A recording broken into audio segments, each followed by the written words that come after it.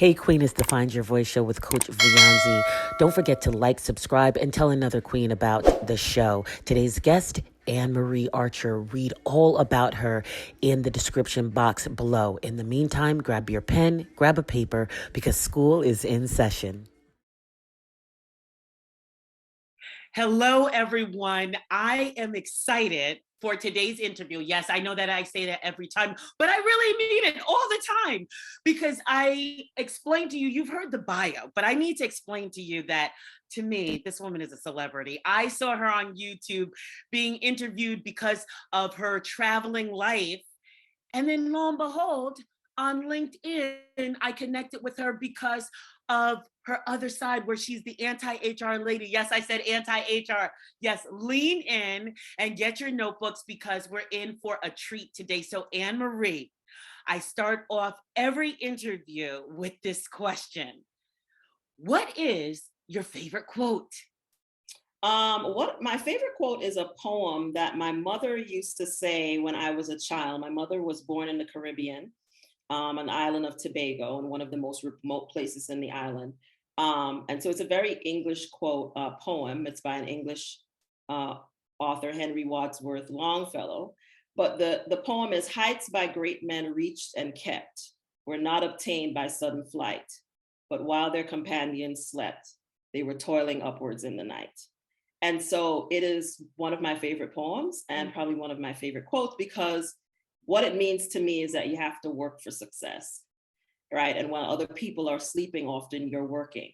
People think it's easy because some of us make it look easy. We make it look easy, but it's not easy. When other people are sleeping, I'm often working. And I'm sure that's true, especially for Black women, right? Because we're taking care of everybody else. And then when they all go to bed, we're up still working. So that's my favorite. My mom used to say when I was a kid, and I didn't quite get it till I was an adult, but then I adopted it. So when people email me, they often see it on my personal email. It's on my personal email. It's been there for years and years because it's one of my favorite quotes. Wow, wow. And you said you didn't understand it, but then later on you actually adopted it. Can you just say what was it that made you say, oh wow, like it clicked in your head, like this is me? Well, because I guess as you get older and you're working, especially now that I'm an entrepreneur and I'm self-employed or unemployable, as I call it, I realize that, people on social media and out on YouTube and everything, they make all this stuff look easy. Like, oh, just get a YouTube channel and get an Instagram and post and you'll be successful. And they make it look like it's easy and it's not. It's a lot of work. And it often means that while other people are sleeping, you're working. And that's true whether you're an entrepreneur or anything. To be good at something, you have to work at it. To be successful, you have to work for it. It doesn't just fall from the sky into your lap. And then as people of color, and specifically as Black women, we have to work even harder. So that means you're working when other people are sleeping. Wow. And you have to be willing to do that. You have to be willing to put in the work in order to get what you want. Wow. So we're talking about working and putting it in. So this is called the Find Your Voice show. Mm-hmm. So what does that mean to you, Anne Marie, to find your voice? To me, I think, it means getting to a place in your life where you are what I call authentic, unapologetic, and free. That's what it meant for me, to getting to a place where I was willing and determined to do whatever it took to be my authentic self all of the time and to be unapologetic about it. Because I always was my authentic self, I think, for the most part. I was never a person that was willing or able to wear the mask, as Dunbar talked about, to my own detriment often. But being unapologetic about it and not feeling like I had to be apologized for it and not letting people make me feel like I needed to be apologetic for who I am and for being who I am 24/7, and then being free, finding a place of freedom, which is what I've found now at this point in my life, where I feel free to be authentic, to be unapologetic, to be myself, and to live my life the way that I want, not the way other people think it should be. I love it. She's giving you nuggets, y'all. She's giving you nuggets. So I hope folks are writing this down. Just some stuff I want to unpack that you just spoke about, right? You said you'd always been your authentic self, but then you hovered over that unapologetic piece, Well, right? I'll tell you why that is. So I was lucky that very early in my career, I worked in a very diverse, multicultural corporate work environment that was headed by a Black man psychologist at one of my first job as a director. And one of the greatest gifts he gave to me was that he allowed me to be myself, right? That he never, and he was that way with everyone, but he was that way with me. And I was probably the youngest director he'd ever hired. I believe he said that. But he did not try to make me be someone else, even when other people would come to his office and complain and say I was too blunt, or I was too this, or I was too that. He was kind of like, all of us have our personalities, and as long as a person is able to function effectively and do their work, he was not about trying to tell you to be somebody other than you were. And I didn't realize what a gift that was until I stopped working, until he retired. And I had someone else come in who's made it her job to think it was her job to tell me all the things that were wrong with me. But even wrong after leaving that job, and that's probably the first job where I ever had to cash out, as I talk to my clients about cashing out of bad work environments. But what it told me was that I was okay as me, and that I could be effective as me, and that I didn't need to be somebody else as me. And so everywhere else I have been after that, at some point, they, and y'all know what I'm talking about when I say they, have wanted me to either usually make myself smaller, or to give less than an honest opinion about something, or to be somebody other than who I actually am. And I have always refused, in the words of Nicole Hannah-Jones. I refused because I knew that it was okay for me to be me. Now, I always had to deal with the feedback and refuting certain things and narratives. That's where I talk about having to apologize, right? And explain, right? But I never tried to shapeshift. And I would encounter a lot of Black people in the workplace, especially Black women, who are actively shapeshifting all the time. And I was just never someone who did that. And there were penalties for that. There are things I had to deal with. There are jobs that I had to get out of because of it. But I just never felt like I needed to, because he gave me the gift of knowing early on that I was okay as me. Wow. So, oh my gosh, you say so much good stuff. So let's stay right here a second, because you mentioned other Black women, and we know that Black women leaders are the ones that are watching this show. And we know that we all have different personalities, and some of us may feel comfortable speaking bluntly, while sometimes others, it may not be necessarily a part of their personality. So what I'd like for you to do, Anne-Marie, is could for a moment you kind of give us a lesson, if you will, on how does one unapologetically in their own skin find their voice? Well, I think a lot of it has to do with coming to grips and knowing who you are, right?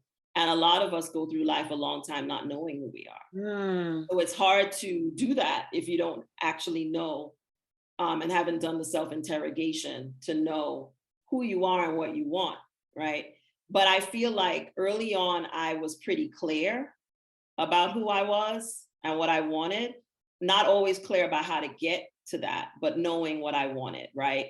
And so I think that what you said is true. Everybody is different, right? And everybody's style is different. But I think whatever yours is, you have to be true to that, right? And a lot of us find that no matter how we present, there's always someone there to tell us that we're too something, we're too big, we're too small, we're not aggressive enough, we're too aggressive, we're not, we're always too something, but it's never enough. And so if you don't know who you are, you will be picked apart. And a lot of us are, right? So whatever it is, or whoever it is that you know yourself to be, you have to bring that person with you everywhere you go, and not try to make them smaller or different to suit other people. And that's true at work as well as in your personal life. Wow. So for you personally, if anyone's watching this, they see the confidence that you exude. Hell, look at you. You look beautiful with your blue blazer on and your glasses and everything. What was it that instilled that confidence in you. Yes, many of us can't go back to childhood, but we'd love to get a glimpse of Well, I mean, it's the so people I confident. came from, and I would say primarily like my late mother. My mother um, was always herself, right? She Mm, was a kind, highly intelligent, highly educated woman who was highly educated, but never got the jobs that she always wanted or deserved. mm, Um, but she was highly educated. I come from a family of very educated overachievers, I call most of them, um, and from the Caribbean. And so my mother, I would listen to things that she would talk about in terms of things that she dealt with at work. And mm, my mother would quit a job. Early on, my mother taught me that. Like, I mm, remember taking a day off from a job when I was like 19 or 20, and then being very upset because I was worried that they would fire me because I was taking a sick day. And I was like really distraught about it. And my mother was like, why in the world do you? She's like, look, you live at home. If those people have a problem with you taking a sick day, you need to quit that job. As a matter of fact, you need to call right now and quit that job. And I did, right? And so, because it was causing me so much stress, the environment was not a good one. And I started talking to her about it, and I'm crying. And she's like, why are you crying over that job? You don't need that job. So I learned that early from my mom, that to quit a job, if a job wasn't treating me right, and if I wasn't getting what I wanted out of it, to quit the job, right? And to not let people, she'd always say, to not let people walk over you like you were, mm.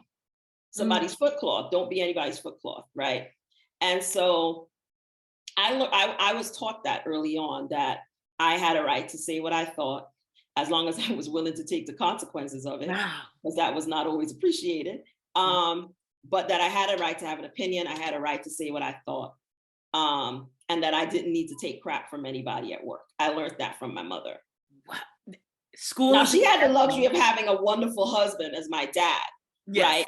right? So that helps if you have that, right? You quit a job when your husband keep a job, right? But but my father was a very sweet man, a very different personality from my mom, but also always would say, he would always be like, quit the job, but make sure you get another job first, right? Yes. But my mother was always kind of like, if people are not treating you the way that you deserve, leave, Mm. right? So Oh, I was taught that early on. In addition to, yes, it's important to have education. Yes, it's important to do all those things, but also don't stay in situations where you're not being treated the way you deserve. wow. Wow. School is in session right now, folks. I hope that you are jotting down notes because you're getting keys right now, keys to confidence. Right now, if you are watching and you feel like you haven't had your own, even what Anne Marie is saying to us there should be some empowerment there. We can steal something from that energy there and start to instill it in ourselves. And I want to talk about that because you just spoke about environment. If your mom pointed out to you at that very first job that if the environment wasn't right, and then she went on to say, wait a minute, it's not right. The fact that you're getting sick over taking a sick day, the environment must not Mm-hmm, be right. Cut it off. Now, I mm-hmm, want to put a disclaimer out here for the next conversation that we have. It is not saying that all of you who watch this today should quit your job, but we about to talk about quitting some jobs. So that's mm-hmm, where mm-hmm. we're going in this conversation. And Anne Marie, I know a part of your finding your voice has also been to help others to Mm-hmm. find their voice when the environment It's hasn't not right. been right. So Yeah. talk us through some of what it is that you've done and how you're helping these women find their voice. Well, as I said, in that first job as a director that I had way back when, my boss, who's still, I still call him my boss if he hasn't been my boss for over 20 years, and I'm actually getting ready to travel to the States to celebrate his 90th birthday with him. That's how much I love him. But so when he retired from that job, a Black woman, and I'm making the point of saying she's a Black woman for a reason, because it's gonna make sense later. But a Black woman took over from her job, and so one would think, and she was a former coworker who was promoted, and one would think that would have been a great thing for me as a Black woman. It turned out to be a horrible thing, right? She treated me and other Black women as rivals. She aligned herself with the white women in the office. She promoted them over Black people. She sought to demote me so that she could promote a white woman who was not qualified, didn't have the educational level, didn't have the experience that I had. And so that was the first job that I had where I cashed out. I was in law school at the time, so I knew what was happening wasn't cool. And so I was able to take the time, figure out how to name what it was that was happening, and to work with external people to help me. And so that was the first place I negotiated a separation with severance on my terms and left and went to another job. And so, and because one of the things I said before is my mother taught me early on, if things are not right, you need to leave. But one of the things law school taught me was that you could also leave with some money. So you don't have to just leave. You can make people pay you to leave, right? And so that was the first time that I separated from a job and was paid, right? And so over my career, there have been many other instances, because there's never just one when you're Black, where I found myself in work environments that were problematic, that were discriminatory. And in each time I left, but never empty-handed, because money may not bring happiness, but I always says it does bring options. So when I left my last position and I moved abroad, because I no longer live in the United States permanently, I was thinking about what I wanted to do. And what I decided I wanted to do was that I wanted to teach other people how to do what I had done multiple times, which is how do you position yourself so that if you are in a bad work environment, you can make your employer pay you to go. And not just make them pay you to go, but make them pay you what you want them to pay you versus what they might want to pay you. Without having to hire a lawyer, without having to do all those things. I'm a lawyer by training, but I spent 20 plus years doing HR and overseeing HR. So those two things is that I understand the intersection of the law with human resources, but I also understand how human resources departments work. And I understand how you have to interact with them in order to get them to do what you want, not just in terms of these things, but period.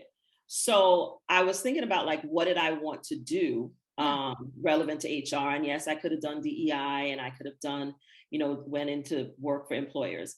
But American employers are extremely abusive to employees, especially employees of color and specifically Black women. And as I was on LinkedIn, and I've been on LinkedIn for years, but kind of passively, and I would hear the stories that people would tell and talk about. And I would always be like, I hope you made them pay you. And 9 times out of 10, it would be like, no. And so I just kind of had made it my vocation, in addition to other things that I do with my travel business, that as an HR consultant, I do not work for employers. I only work with employees. And I teach employees how to navigate HR. And I specifically teach them, especially Black women, who are probably 80% of my clients, how to identify, because a lot of people don't even recognize discrimination when it's happening to them, how to identify it, how to document it, how to report it, how to ask for separation, and then how to negotiate the separation. Wow. So that's probably the core niche of my business. And it's the thing that it makes me happy to do it. Yeah. I would probably do it for free if I could afford to, because, and I mean, I have done it over the years. I've helped many friends of mine leave jobs with their money. And it's how it occurred to me. It was like, I was getting ready to get on a plane to go to Mexico, actually, on a trip. But this was a pleasure trip with my best friend. And one of my cousins texts me and is like, I need to talk to you right away. Oh. She calls me distraught, because her supervisor is seeking to lay her off, has presented her with a separation agreement. She doesn't know what to do. And so, to make a long story short, by the end of that weekend, by that next week, she had a very different separation agreement.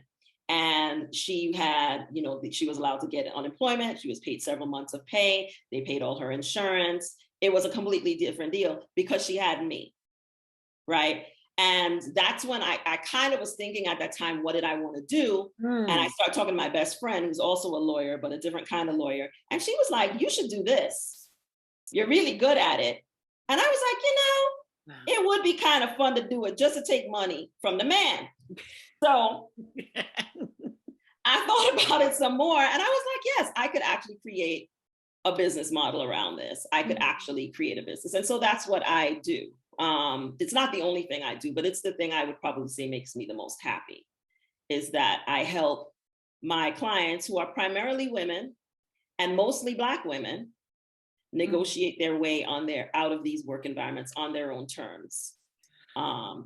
and free themselves so that they then have the money to do what they want, whether that's starting your own business or sitting at home for 3 months or, whatever that is, you can do it and you can know that it wasn't done to you. You actually made a decision.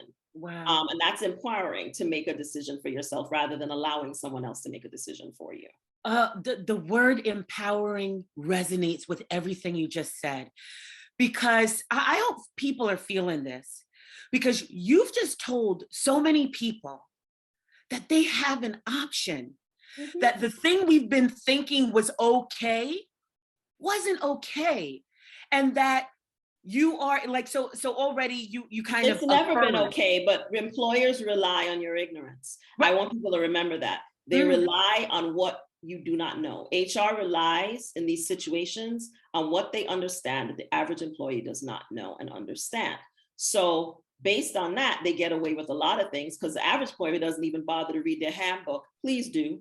They don't know what the policies of the organization are, right? So you need to, what I try to do is educate through my work, educate employees about different things, and then allow them to put themselves into the driver's seat of their careers and their professional lives rather than letting someone else drive the car. Wow. You've just created so much access. Like, just this information alone unlocks so much for so many people. People feel empowered and even affirmed, right? Because you know how something's happened and you're kind of like, well, I'm not really sure if it was, because there's no one there. I have had people weep on discovery calls when I have confirmed to them that they are being discriminated against. Wow. Because they have had people playing such head games with them and gaslighting them and telling them that it's them and it's not, that what they believe might be happening isn't happening. That when I tell someone concretely, this is actually discriminatory and it's illegal and they don't have a right to do this to you, and you have options for how you're going to respond to this, they cry. Because people have been telling them over and over that they're the problem, right? HR has been telling them that, their supervisor is telling them that. So when people find out that they're actually not crazy, it's affirming for someone, especially someone who looks like you, to tell you it's not okay that this person, and yes, just because it's a Black woman doesn't mean she's not discriminating against you, right? Because that's another issue that comes up a lot. There are a lot of us out here doing a lot of harm, right? And which is unfortunately, we're so, some of us are so desperate to be the only one and to retain the white gaze that we're willing to do harm to each other to keep that position and be the only one. And so I really need for those of us who are dealing with that as well to know that, yes, you have options in that situation as well, because people, well, she's Black and I'm Black, well, I can't do anything. Well, that's not really true, right? So I think that it's affirming to know that what you believe is happening to you is in fact happening to you. And it's empowering to know that you can do something about it, because you can. Anne-Marie, you've just set some captives free. So I'll tell Get those free, y'all. Get free. It's delicious, as I always tell them. Freedom is the most delicious thing in the world. So some of you may need to just pause the video and then pick back up, because somebody needs to cry up in here. Somebody needs to feel the deliverance that just happened as you spoke. Sorry, Anne-Marie, you've just become an evangelist right then. So well, I mean, I just want people to know that if you feel that you're being discriminated against at work, you probably are. That's the first thing. And please don't leave without at least seeking to make them pay you, because you have nothing to lose if you were going to leave anyway, right? And if you do not ask for what you want in this world, the answer will always be no. So it doesn't hurt you to ask for what you deserve, because you'll be surprised how fast they'll ante up the coins if you know how to present your issue to them. But if they feel like you're just going to quit, which is like a gift from heaven for HR, is for a person who's brought issues to their attention to just leave, because then they don't have to do anything. And they can just pretend that they don't have the problem that everybody knows that they have, right? And so my thing is, don't quit quietly, quit loudly. This quiet quitting nonsense, don't quit quietly, quit loud. Make some noise on the way out the door. Silence only benefits the oppressor. It does never benefits the oppressed. Wow. So there you go. And as you were talking, you mentioned something about going to Mexico. You mentioned something about you no longer live in the United States. I want you to connect for us, because I know right now you'll tell us exactly where you are. Mhm, How does your travel and your travel business mhm. connect to your finding your Well, voice? it's all connected. So, as I said, when I walked away from the last job that did not serve me, let's leave it that way. Yeah. I did not leave empty-handed because, like I said, I don't leave jobs empty-handed. So How I did I was in meet a you 10 years position, ago? Please. I was in a position to make decisions about what I wanted to do next. And I just did not, I could not see myself going into another job and working for the man and going back to the plantation, because that's how I look at it. And Mm, it could be a pretty plantation with beautiful trees, and they might even pay you a good salary, but it is still a plantation that you're on. I just want y'all to know that, in my mm, opinion.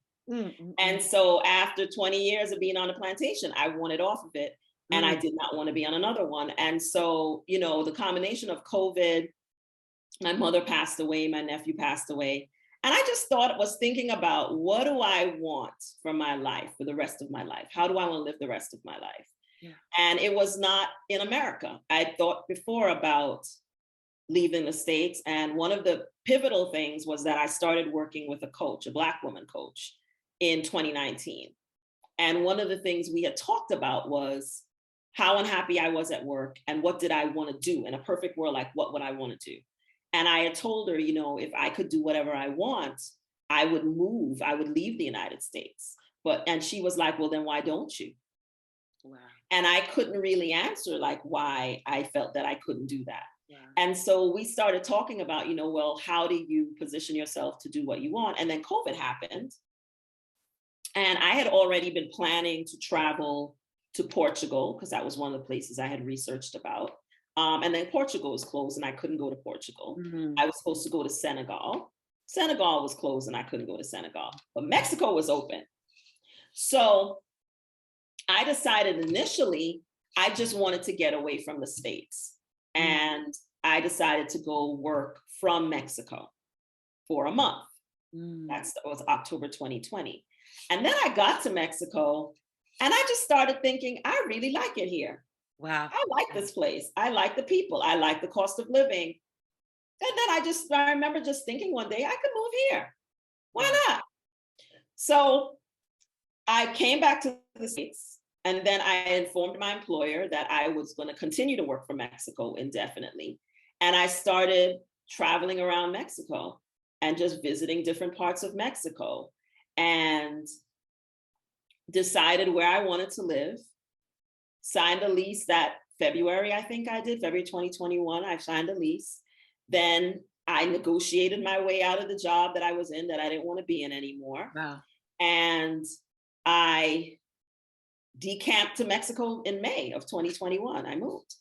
It's the best thing I ever did. I wish I'd done it sooner. And from there, I also have a business called Ball Girl Will Travel, where I encourage Black women to solo travel for self-care. Wow. I've been traveling solo since 2017 at least, to multiple countries. And so I love solo traveling. I know lots of people want to go on a group, and I hate group trips. I don't even really do girls trips unless it's with my best friend. And so I like traveling by myself. I feel like you see the world in a different way when you travel alone. And it exposes things to you and it makes you deal with you. Right. And so I find it to be very cathartic and a very great way to spend time with myself. So I encourage other women, but especially Black women over 40, to do the same thing. Even if you only do it once and decide you don't like it, which I think is highly unlikely. I think every person should take a solo trip at least once in their life. Every person should. It'll change you. It'll change you. And so that's what I do in addition to my HR consulting business. I run that business where I, educate women and share my travels with them. I'm probably going to start coordinating solo trips and putting something together where people can arrive somewhere on their own, but then have activities that they can do with other solo travelers. So I'm still thinking that through and working on the planning with someone who's helping me with that. But I really would like to see more of us out in the world, traveling and seeing the world and spending time outside of the United States, because I'm telling you, once you leave the US, you won't want to come back, because you'll realize how brainwashed a lot of us are about what we believe about the world outside of the United States, and in juxtaposition to what the reality is. I mean, people always ask me if I feel safe in Mexico, to which I always ask them, do you feel safe in the United States? Because I feel much safer in Mexico than that part in the United States. Nobody bothers me here. I don't deal with police, tracking me when I go anywhere. I don't have police stopping me on the street and asking me no damn questions, which has happened to me in the United States. Me, not just my son, me.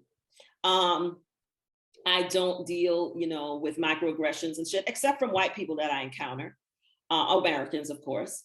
I just don't deal with the things that I had to deal with when I was in the US. I just don't. I don't worry about going to the supermarket and getting shot in the head in the parking lot randomly because I'm Black or any other reason. I don't deal with those things. So I'm like, yes, Mexico has issues, but the issues that it has doesn't affect me. And so I don't worry about mass shootings for just random ass shootings and that everybody is armed to the teeth. There are certain people that have guns in Mexico, but it's not regular citizens just walking around shooting at each other for random reasons. So it's a different way of living here that I don't, I always marvel at how fast fruit spoils here because they don't spray nothing on it. So, it's always, there are adjustments because it's like, you come back and you're like, how come the tomatoes are spoiled? Because they didn't spray nothing on it. The tomatoes aren't supposed to last 2 weeks, people. So it's just been a very wonderful experience so far, and I love being here. And so I really encourage people. I do not encourage people to move to Mexico. I'm not part of the Move to Mexico movement because there are impacts on the country as a result of all the white Americans coming here and gentrifying the hell out of certain parts of Mexico. So I am not a part of that movement because I feel that we have to be sensitive to the impact of our presence, and I try to do that. But I think leaving the US and traveling and seeing other parts of the world will inspire you to do something. It may be to move, it may be to travel some more, but it will inspire you and it'll educate you about the things you think you know versus the way things really are, right? Because there is no greatest country in the world. I'm just gonna put that out there. There's just different places. But there is no greatest country in the world. And I think Americans think they live in the greatest country in the world, but that's a lie. Sorry. And so I think that there are lots of different ways that people live, but there's no greatest anything. Yes. Right. And so I think that traveling allows you to see that. It allows you to recognize that. After you've traveled a while, you realize it's not better than, it's just different. Yeah. Oh my God. Anne Marie, I could keep with this conversation for like hours and hours, but we're coming on the ending here. But before that, I want everyone to really pay attention to what has happened in this conversation. Any myth that you had about even traveling by yourself, this woman has done it. Any myth that you had that, well, I really can't leave the States because, and I know you're not a part of the Move to Mexico movement, but I still want to say this because I've heard women say, oh, I could never leave, I couldn't leave, Yeah, you can. And you'll be surprised how much happier you'll be. I'm just like, here's the thing. I think that we as Americans, because the average American doesn't even have a passport, okay? Yes. We need, and Black people, probably the statistics are even higher.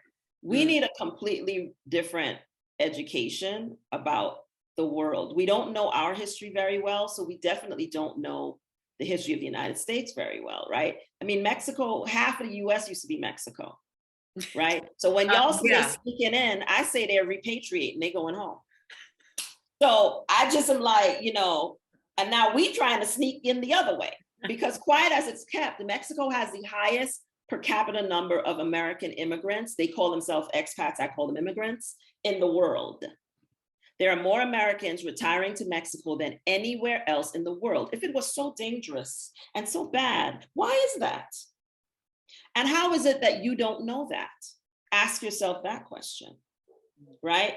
So they've been moving down to Mexico for a while. Black folk are just figuring it out. But they've been coming down here and buying homes and settling down here whilst their former president was talking about rapists and murderers and whatever, and they're clapping their heads and nodding their hands, but y'all sneaking over the border to go live in their country, right? So I just am kind of like, we need a re-education.